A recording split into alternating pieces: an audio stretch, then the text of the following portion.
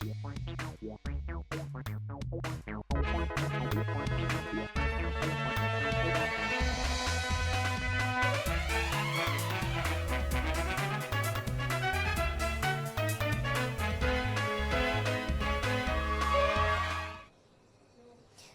मेरा नाम है श्रुति जोशी। आप देख रहे हैं राष्ट्रीय समाचार। आइए एक नजर डालते हैं आज की हेडलाइंस पर।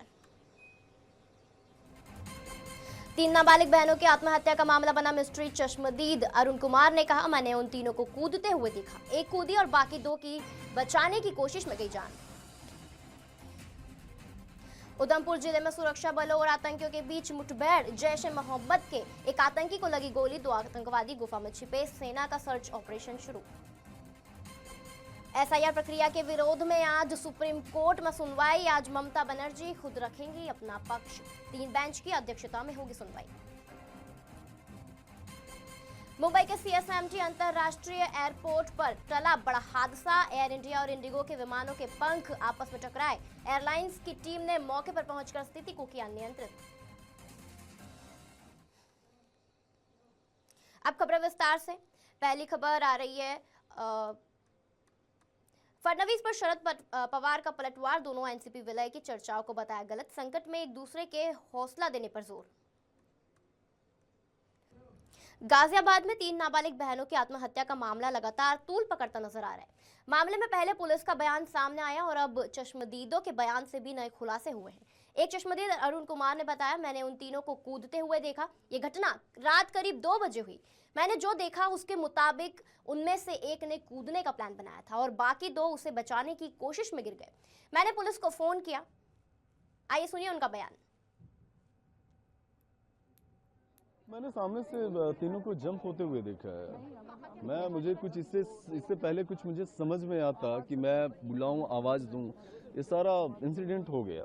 मुझे कुछ एबनॉर्मल सा दिखा था कि मतलब वो जो गिलास है, बालकनी है, उसके ऊपर बैठे हुए थे। वो बार बार बैक साइड से गिरने की कोशिश कर रहे थे और दूसरा उसे पकड़ने की कोशिश कर रहा था।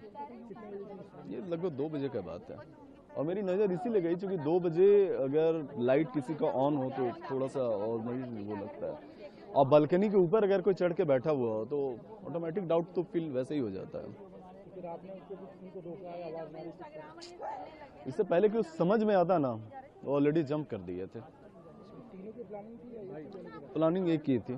मुझे तो यही दिखाई दे रहा था कि प्लानिंग एक की है और बाकी जो है उसे बचाने में गिरे हैं। तो फिर आपने जब आपने देखा, मैं जस्ट आया नीचे, मैंने पुलिस को कॉल किया, एम्बुलेंस को बुलाया, मैंने सारे को तुरंत जस्ट इन्फॉर्म किया। उनके ऊपर फ्लैट में गए, आप देखा जाके? नहीं, मैंने कभी फ्लैट में नहीं गया। जहां एक तरफ चश्मदीद का कहना है कि मैंने उन तीनों को कूदते हुए देखा, तो वहीं इस मामले पर उत्तर प्रदेश सरकार में मंत्री जयवीर सिंह ने कहा, ऑनलाइन गेमिंग के लिए सरकार बार बार चेतावनी दे रही है, सलाह भी दे रही है, जागरूक करने का काम भी कर रही है। बच्चों को गेमिंग की लत छुड़ानी चाहिए। परिवार का दायित्व है कि बच्चों को इसकी लत से दूर रखें ताकि इस प्रकार की घटनाएं ना हो।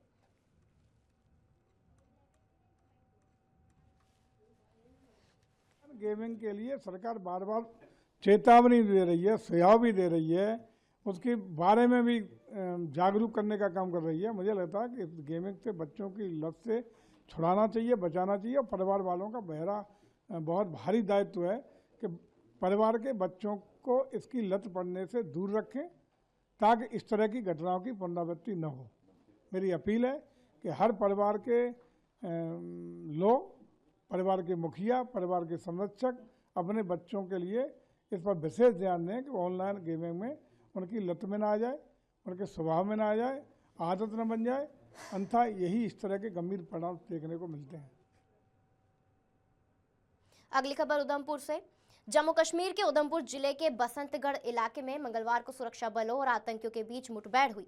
जैश ए मोहम्मद के एक आतंकी को गोली लगी है। 2 आतंकवादी गुफा में छिपे हुए हैं। सेना की व्हाइट नाइट कोर के तहत CIF delta, Jammu Kashmir police और सीआरपीएफ की संयुक्त टीम ने आतंकियों की मौजूदगी की सूचना मिलने के बाद बसंतगढ़ इलाके में सर्च ऑपरेशन शुरू किया था।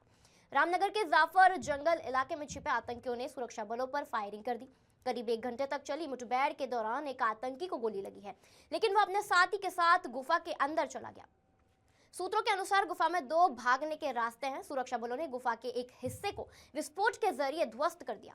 व्हाइट नाइट कोर ने सोशल मीडिया पोस्ट में कहा कि इंटेलिजेंस आधारित संयुक्त ऑपरेशन के तहत सीआईएफ डेल्टा के जवानों ने जम्मू कश्मीर पुलिस और सीआरपीएफ के साथ मिलकर उधमपुर के बसंतगढ़ इलाके में ऑपरेशन शुरू किया है। इलाके में घेराबंदी कर दी गई है और मुठभेड़ जारी है।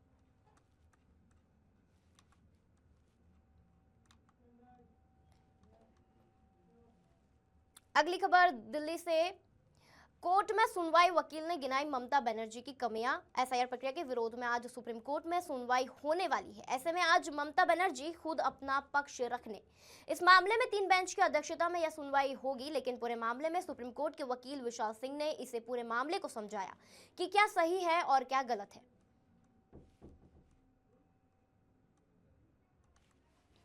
को लेकर आज सुप्रीम कोर्ट में ममता बनर्जी के द्वारा याचिका लगाई गई और उस पर आज सुनवाई भी होनी है। मेरे साथ विशाल सिंह है जो कि सुप्रीम कोर्ट के वकील है। सर, क्योंकि एसआईआर का मुद्दा पश्चिम बंगाल में बहुत ज़्यादा और ऐसे में याचिका लगाई गई है, ममता बनर्जी खुद आज इसको देख रही है, तो कैसे देखते हैं आप? मेरा मानना है ये एक पॉलिटिकल ड्रामा और पॉलिटिकल स्टंट है ममता बनर्जी के द्वारा, क्योंकि यहाँ पे उनकी तरफ से काफ़ी काबिल और काफ़ी अच्छे वकील ऑलरेडी अपीयर कराए जा रहे थे। इसमें कोई शंका नहीं है कि उनके जो वकील अपीयर हो रहे थे वो देश के सर्वश्रेष्ठ वकील हैं और वो इस केस को ममता बनर्जी से ज़्यादा अच्छे तरीके से प्रेजेंट कर सकते थे। ममता बनर्जी एक पॉलिटिकल नेता है, उन्हें संसद में अपनी बात उठानी चाहिए थी, उन्हें प्रदर्शन करना चाहिए था, विरोध करना चाहिए था। लेकिन अगर सुप्रीम कोर्ट में आकर इस तरीके से इंक्रोचमेंट करेंगी और इस तरीके से यहाँ का माहौल खराब करने की कोशिश करेंगी तो कहीं न कहीं honourable chief justice of India उन्हें इस बार फटकार भी लगा सकते हैं कि आपको यहाँ आने की कोई जरूरत नहीं है, हम आपके राइट्स को प्रोटेक्ट करने के लिए यहाँ बैठे हैं। और जो संवैधानिक अधिकार है, वोटिंग राइट है, वो कॉन्स्टिट्यूशनल राइट है एवरी सिटीजन, तो कहीं से उसको कोई मना नहीं कर सकता। अगर किसी का नाम मृतक में आ रहा है, किसी का नाम नहीं आ रहा है, किसी का डिलीट हो गया है, तो ऑनरेबल सुप्रीम कोर्ट ने 2 बार इसको 30-30 दिन के लिए आगे बढ़ाया है। वो अपने करेक्शन के लिए पूरी नाम और पूरी प्रक्रिया से भर सकते हैं और ये प्रक्रिया ऑनलाइन भी है, जाना भी नहीं है, तो दोनों माध्यम से अपने बीएलओ को, अपने टीचर को संपर्क करके उसमें नाम को संशोधित कराया जा सकता है। ये इतनी बड़ी बात नहीं है। ये सिर्फ यह दिखाने की कोशिश की जा रही है कि जो घुसपैठिए बिना किसी के कहे वो निकल रहे हैं भारत के बाहर, उन घुसपैठियों को रोकने के लिए और पूर्ण विश्वास दिलाने के लिए कि उनके साथ ममता बनर्जी खड़ी हैं, इसलिए वो यहाँ पर आई हैं। हालांकि ऐसा होना नहीं चाहिए भारत देश में। लेकिन जैसा आपने कहा कि स्पेशल वकील जो है मुहैया कराया जा रहा था, वो कह रही है खुद जो है वो पूरे केस को देखेंगी।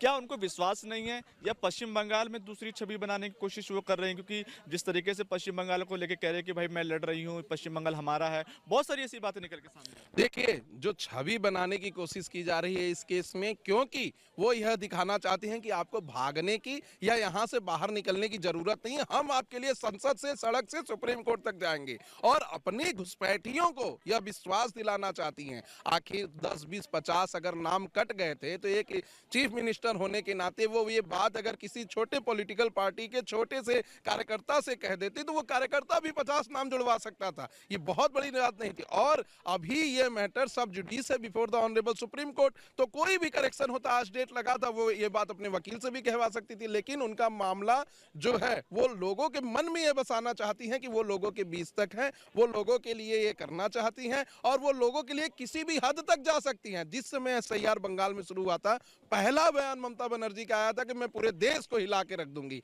आज वही साजिश और कोशिश की जा रही है पूरे देश में, ऐसा सुप्रीम कोर्ट और यहाँ के संसद के बारे में ऐसी चीजें फैलाने की कोशिश की जा रही है कि ये चीजें संवैधानिक रूप से नहीं चल रही हैं। लेकिन एक चीज देखिए, क्योंकि इलेक्शन कमीशन में भी उन्होंने मुलाकात करी, बहुत सारे लोग जो उनके साथ पश्चिम बंगाल से आए, एक आंकड़ा उन्होंने पेश किया। और ऐसा नहीं कि एसआईआर की प्रक्रिया सिर्फ पश्चिम बंगाल में, उससे पहले भी कई राज्यों में हुई।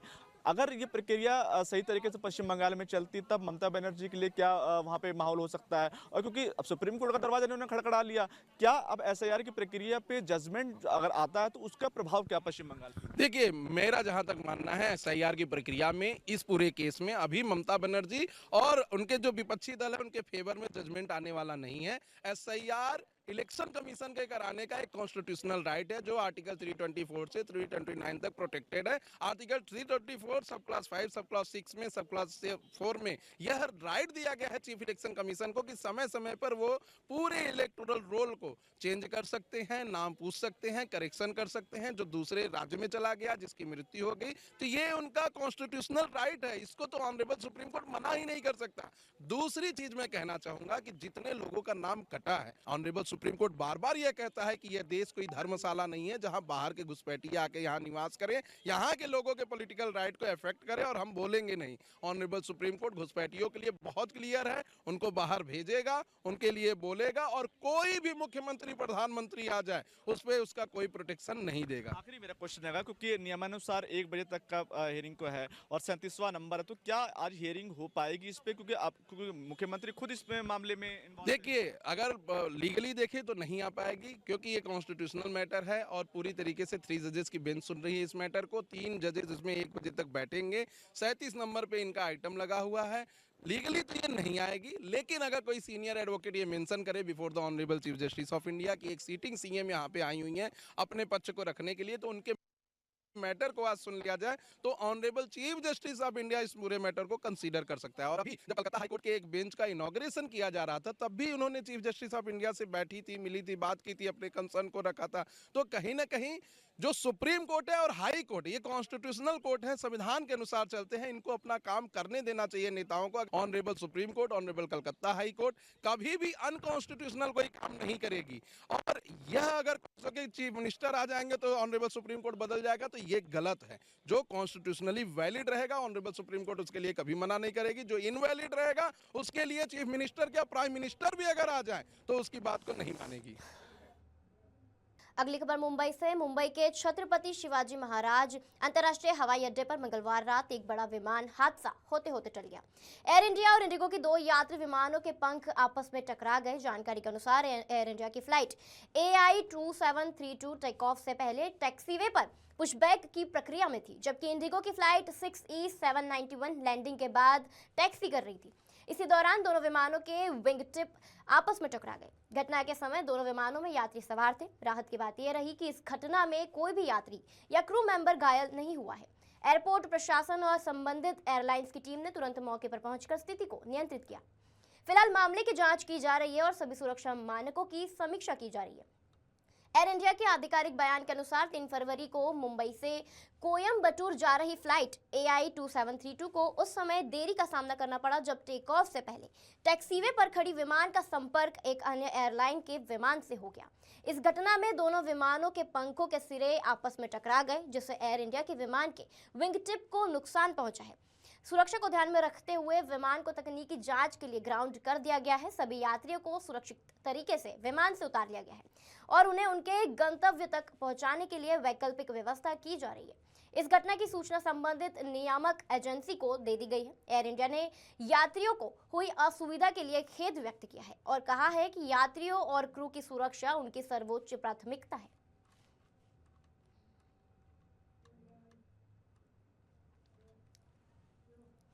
अगली खबर मुंबई से। दोनों एनसीपी एक होंगी या नहीं, इसे लेकर एनसीपी चीफ शरद पवार ने बड़ा बयान दिया है।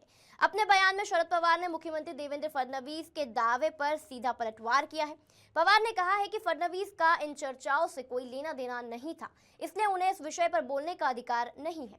शरद पवार ने विलय की चल रही अटकलों को पूरी तरह खारिज करते हुए साफ किया कि नेताओं के बीच केवल कुछ मुद्दों पर बातचीत हुई थी, किसी तरह के एकीकरण पर नहीं। उन्होंने ये भी कहा कि मौजूदा मुश्किल घड़ी में राजनीतिक फैसलों से ज्यादा जरूरी है कि सभी एक दूसरे को हौसला दें और आगे की राह पर ध्यान केंद्रित करें। माझा उल्लेख सकाळ अधिकारी सहोदर या सगळ्या चर्चेत ते कुशल नव्हते, त्यामुळे त्यांना भाष्य करायचा का अधिकारी बरोबर व्हायचे। पवार साहब, यही सवाल जो है हिंदी में है, मर्जर को लेके, विलय को लेके लगातार बात चल रही थी आप लोगों के बीच में, और अब जो कि दुखद घटना हुई है। बिल्कुल नहीं, आप कहते गलत है, ऐसी बात कुछ नहीं थी। हमारे साथी जयंत पाटिल और अजीत दादा कुछ इशू पर वार्ता करते थे, इससे ज़्यादा कुछ नहीं। प्रफुल्ल पटेल काल असं म्हणाले सर की या सगळ्यात प्रमुखांना जिल्हा परिषद आणि पंचायत समितीत एकत्र लढण्याबाबत चर्चा होती, विलिनीकरणाबाबत अशी काही चर्चा नाही. मला माहीत आहे त्यांनाच विचारावं. साहेब, एकत्रीकरणाबाबत काय चर्चा आता पुढे होणार आहे का, किंवा ही सगळी घटना घडल्यानंतर आता सगळ्यांचं लक्ष दोन्ही राष्ट्रवादी एकत्र होणार का याकडेच आहे? असं आहे की आम्हाला लोकांच्या समोरचं जे संकट आहे त्यातनं परस्परांना धीर देणं आणि पुढं कसं राहायचं याचं आमचं लक्ष आहे. राजकीय निर्णयाच्या संबंधी आम्ही पुन्हा हा माझा उल्लेख करण्याचा काय अधिकार आहे समजलं नाही. या सगळ्या चर्चेत ते कुठंच नव्हते, त्यामुळे त्यांना भाष्य करायचा काय अधिकार आहे मला माहिती नाही. पवार साहब, यही सवाल जो है हिंदी में है, मर्जर को लेके, विलय को लेके. अगली खबर की तरफ चलते हैं। अगली खबर दिल्ली से। भगवान गौतम बुद्ध के पवित्र देवनी मोरी अस्थि अवशेषों को अंतर्राष्ट्रीय प्रदर्शनी के तहत श्रीलंका भेजा गया है। महाराजा सयाजीराव यूनिवर्सिटी बड़ौदा में संरक्षित ये अवशेष नई दिल्ली लाए गए हैं, जहां से गुजरात के मुख्यमंत्री भूपेंद्र पटेल की मौजूदगी में इन्हें कोलंबो के लिए रवाना किया गया है।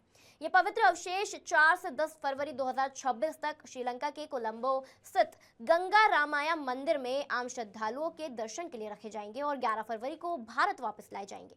दिल्ली एयरपोर्ट से रवाना होते समय इस ऐतिहासिक और धार्मिक महत्व की यात्रा का वीडियो भी सामने आया है। गुजरात के उप मुख्यमंत्री हर्ष संघवी ने कहा है कि यह सिर्फ राजनयिक नहीं बल्कि गहरी आस्था से जुड़ी यात्रा है और श्रीलंका में लाखों श्रद्धालु दर्शन करेंगे। वही राज्यपाल आचार्य देवव्रत ने बताया कि देवनी मोरी गुजरात का ऐतिहासिक स्थल है, जहां से भगवान बुद्ध के पवित्र अवशेष प्राप्त हुए थे और यह दौरा भारत श्रीलंका सांस्कृतिक संबंधों को और मजबूत करेगा।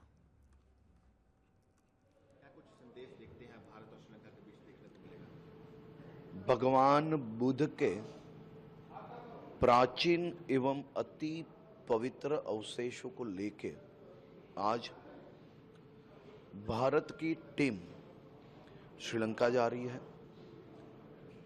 प्रधानमंत्री श्री नरेंद्र भाई मोदी जी द्वारा 2022 से लगातार अलग अलग देशों में भगवान बुद्ध के विशेष एवं पवित्र अवशेषों को भेजा जाता है। कुछ समय पहले ही वियतनाम, भूटान, रशिया के प्रोविंस और आज ये अवशेष श्रीलंका जा रहे हैं। भारत के अलग अलग राज्यों में भगवान बुद्ध के सबसे प्राचीन एवं सबसे पवित्र अवशेष प्राप्त हुए हैं। ये अलग अलग राज्य के अलग अलग जगह पे रखे गए हैं जहाँ पे लोग दर्शन के लिए जाते हैं। मैं प्रधानमंत्री जी का आभार मानता हूँ कि ये सभी अवशेषों को केवल देश तक सीमित नहीं, लेकिन दुनिया के भगवान बुद्ध के भक्तों को दर्शन के लिए ये अलग अलग जगह पे भेजे जा रहे हैं। ये अपने आप में एक बहुत ही महत्वपूर्ण मूवमेंट है। मैं मानता हूँ ये केवल डिप्लोमेटिक टूर नहीं है, अपने आप में बहुत ही बड़ी रिलीजियस एवं आस्था से जुड़ी हुई टूर है। श्रीलंका में आने वाले 7 दिन में 50 लाख से ज़्यादा लोग इसके दर्शन के लिए आएंगे। खुद राष्ट्रपति जी एवं प्रधानमंत्री जी भी इसके दर्शन के लिए आ रहे हैं। भगवान बुद्ध को श्रीलंका खास तौर पे ये माना जाता है कि बुद्धिज्म देश है और करोड़ों लोग भगवान बुद्ध को फॉलो करते हैं वहाँ पे। भगवान बुद्ध के विचारों के साथ आज हम भारत से ये अवशेषों को लेके श्रीलंका जा रहे हैं। इसकी डिटेल्ड माहिती श्रीलंका की टूर के बाद दी जाएगी। अगली खबर की तरफ चलते हैं। अगली खबर मालपुर क्षेत्र के पास स्थित सूरजपुर गांव की है, जहां उस समय हड़कंप मच गया जब एक सोलर प्लांट में भीषण आग लगने की घटना सामने आई। जानकारी के अनुसार अज्ञात कारणों से सोलर पैनल में अचानक आग भड़क उठी और देखते ही देखते लपटों ने प्लांट के बड़े हिस्सों को अपनी चपेट में ले लिया। आग इतनी तेज थी कि कई सोलर पैनल की पूरी तरह जलकर राख हो गए और आसपास धुआं फैल गया। घटना की सूचना मिलते ही मोडासा नगर पालिका फायर डिपार्टमेंट की 2 दमकल गाड़ियां तत्काल मौके पर पहुंची। दमकल कर्मियों ने मोर्चा संभालते हुए आग बुझाने का अभियान शुरू किया और काफी मशक्कत के बाद आग को फैलने से रोकने की कोशिश जारी रखी। प्रारंभिक जानकारी के मुताबिक इस घटना में बड़े आर्थिक नुकसान की आशंका जताई जा रही है। हालांकि किसी के हताहत होने की खबर नहीं है। फिलहाल आग लगने के सटीक कारणों का पता नहीं चल पाया है। तकनीकी टीम और स्थानीय प्रशासन द्वारा मौके का निरीक्षण किया जा रहा है और पूरे मामले की जांच शुरू कर दी गई है।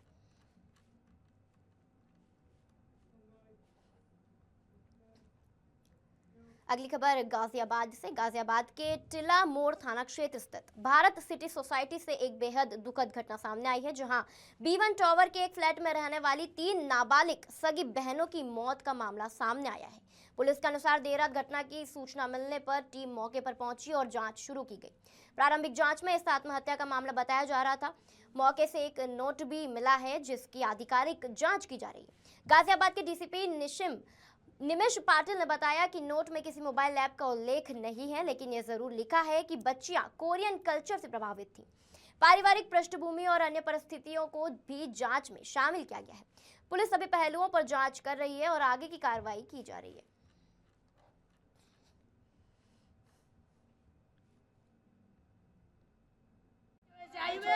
वापस आई हूँ, वापस लौट के और मेरे बच्चे को मार डाला। मेरे बच्चे को मुझे ही मार डालो। मैं ऊपर मारे वो बच्चा नहीं बच्ची है और भगवान मेरी पूजा नहीं करती है।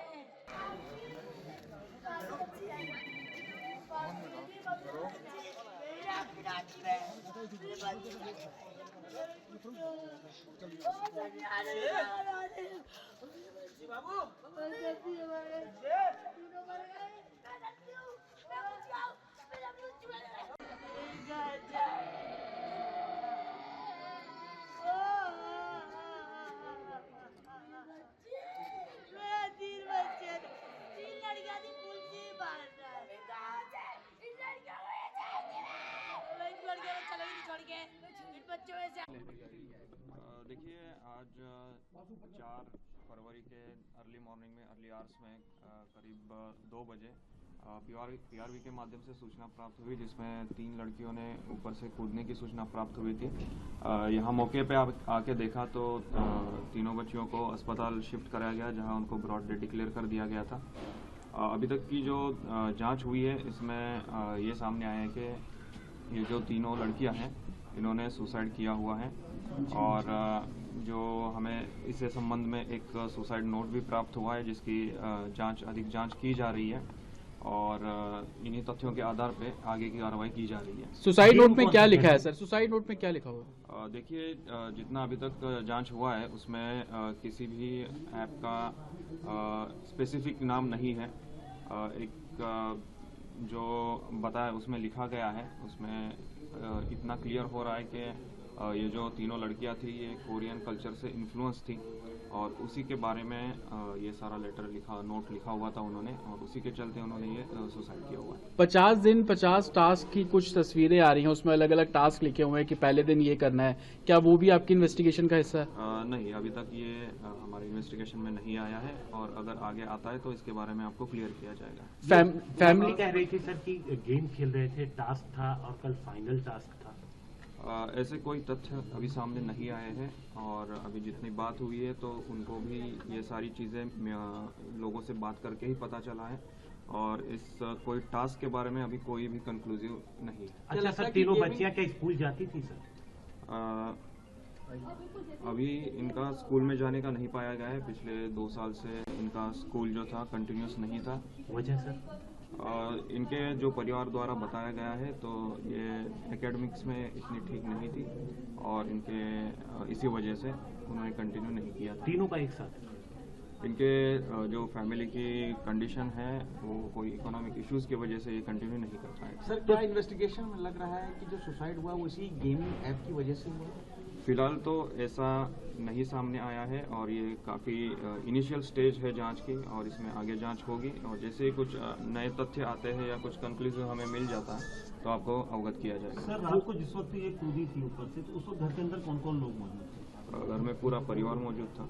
तो क्या उन लोगों को पता था कि ये जागी हुई हैं या बातचीत परिवार नॉर्मल था उस वक्त या सोए हुए थे सब? सभी लोग सोए हुए थे और फिर शोर सुन के जब ये परिवार जगा तो उनको ये घटना सामने तीनों सगी बहनें थीं या इनकी माँ अलग है? इसमें जो है जो इनके पिता हैं इनकी 2 शादियां हुई है और ये इनकी माएँ अलग अलग हैं। सर, इन लड़कियों के तीनों के फोन को आप लोगों ने सीज किया एग्जामिन के लिए? ये अभी कार्रवाई चल रही है। ठीक। बुलेटिन में अगली खबर सूरत से। सूरत के रांदेर इलाके से एक बेहद गंभीर अपराध का मामला सामने आया है, जहां जन्मदिन सेलिब्रेशन के बहाने एक युवती के साथ दुष्कर्म किए जाने का आरोप लगा है। जानकारी के अनुसार सोशल मीडिया के जरिए संपर्क में आए 2 युवकों ने पहले युवती से दोस्ती की और फिर भरोसे में लेकर उसे अपने पास बुलाया। पीड़िता का आरोप है कि आरोपियों ने उसे करीब 20 दिनों तक बंधक बनाकर रखा और इस दौरान नशीले इंजेक्शन देकर बार बार दुष्कर्म किया।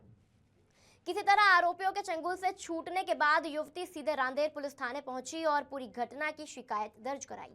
पुलिस ने त्वरित कार्रवाई करते हुए दोनों आरोपियों को गिरफ्तार कर लिया है। प्रारंभिक जांच में यह भी सामने आया है कि एक आरोपी ने अपनी असली पहचान छुपाकर दूसरे नाम से युवती से संपर्क किया था। फिलहाल पुलिस आरोपियों से पूछताछ कर रही है और मामले की गहराई से जांच की जा रही है। इस घटना के बाद इलाके में आक्रोश और सनसनी का माहौल है। तो ये थी अब तक की ताज़ा खबरें और खबरों के लिए बने रहिए हमारे साथ। नमस्कार।